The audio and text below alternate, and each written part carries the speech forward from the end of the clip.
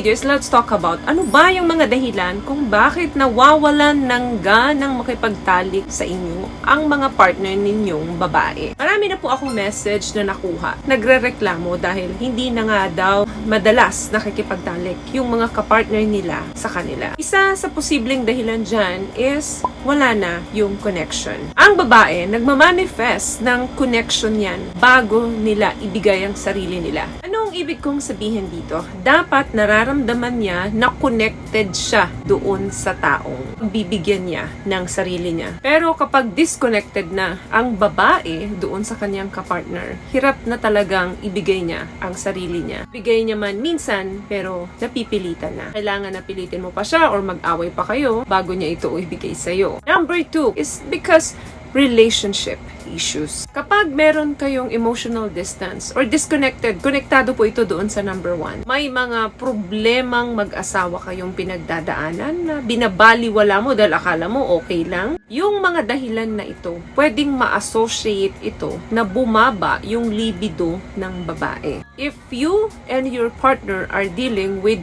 lack of communication, may mga underlying resentment kayo, maapektuhan talaga yung mga sexual satisfaction and sexual desire ninyo sa isa't isa. Number 3, sexual dissatisfaction. Posibleng hindi mo na siya nasa-satisfy sa kama. Baka kasi sa tuwing nagtatali kayo, ikaw lang ang nakakatapos. Ikaw lang ang nakakaranas ng big O. Of course, kapag ganito ang nangyayari, yung babae talaga madalas tatanggihan ka. Dahil ang pakikipagtalik sa mga partner natin, ginagawa natin yan para magkaroon ng deeper connection, deeper bonding inside the relationship. Pero kung disconnected siya dahil hindi mo naman siya nasa-satisfy, of course, mahihirapan ka nang hingiin uli sa kanya na ulitin ito. Kaya make sure, boys, na unahin ninyong masatisfy ang mga partner ninyo bago kayo. Dahil karamihan sa mga lalaki, as long na nakapasok yan, 100% talaga, posibleng makakatapos kayo. Kailangan, alam mo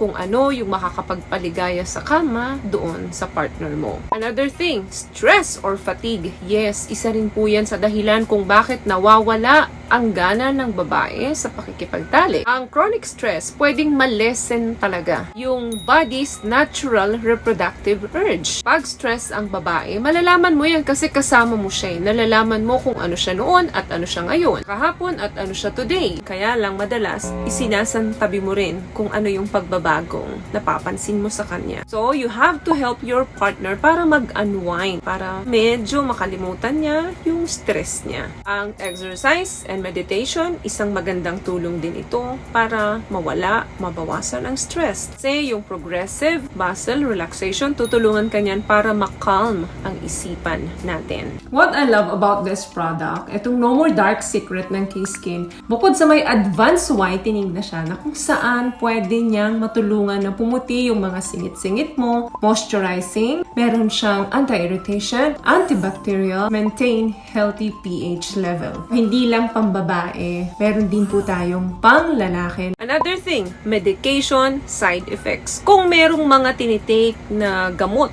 yung partner mo, meron siyang mga underlying condition, isa rin ito sa malaking dahilan kung bakit bumababa ang libido or sex drive ng babae. Kung may mga antidepressant siyang iniinom, malaking dahilan po ito kung bakit nagkakaroon ng impaired arousal or orgasm. So, it's very important na kausapin mo ang partner mo at makipag-usap kayo sa mga doktor para malaman ninyo yung mga potential ways kung bakit naaapektuhan yung libido ng babae. Kasi the more na naintindihan mo yung situation, the more na i-consider mo yung partner mo. And also, para mas ma-address din ninyo yung parehong nararamdaman ninyo. Another thing, mental health issues. Yes, isa rin po yan sa factor kung bakit bumababa o nawawala ng gana ang babae. Nawawala ang interest niya sa sex. Lalo na kung may traumatic experience siya or meron siyang sexual trauma. Huwag mag-alala dahil nagagamot po ang mga ito. Pag aware po tayo kung ano yung nangyayari sa atin, doon sa partner natin, alam din po natin yung solusyon or hahanapan natin ito ng solusyon. Yung exercise and proper sleep, isa yan sa mga malaking tulong para maibalik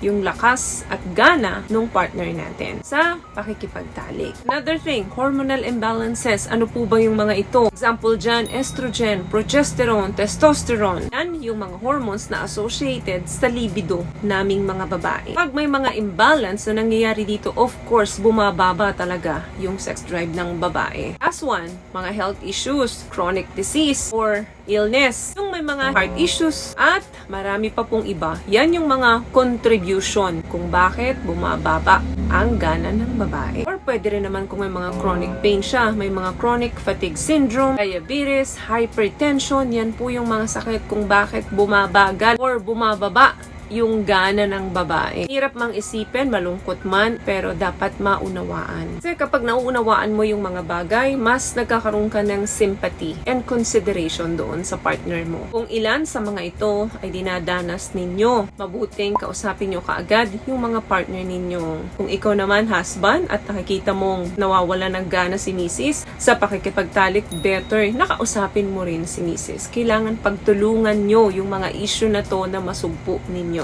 Pag-usap sa mga eksperto, sa mga doktor para mabigyan kayo ng solusyon. Sa mga kalalakihan, may mga toys naman na available sa market natin. Makatulong sa inyo para maibsan ang init ng katawan. Kailangan lang na ipaalam sa inyong mga kapartner para maunawaan din kayo. Bawat isa sa atin ay may pangangailangan pagdating dito. So, kung open ang communication, mas tahimik ang pagsasama. Man ang problema pinagdadaanan, pag napag-uusapan, nagkakaintindihan. So, yun lamang guys ang video natin for today. I hope nakapagbigay po ako ng tips sa inyo. At kung nagustuhan niyo po ang ating video, please give it a thumbs up, comment down below, and also share this video na rin po sa mga kaibigan na sa tingin nyong matutulungan ng video natin. Once again, palagi po kayong mag-iingat at palagi po kayong manalangin.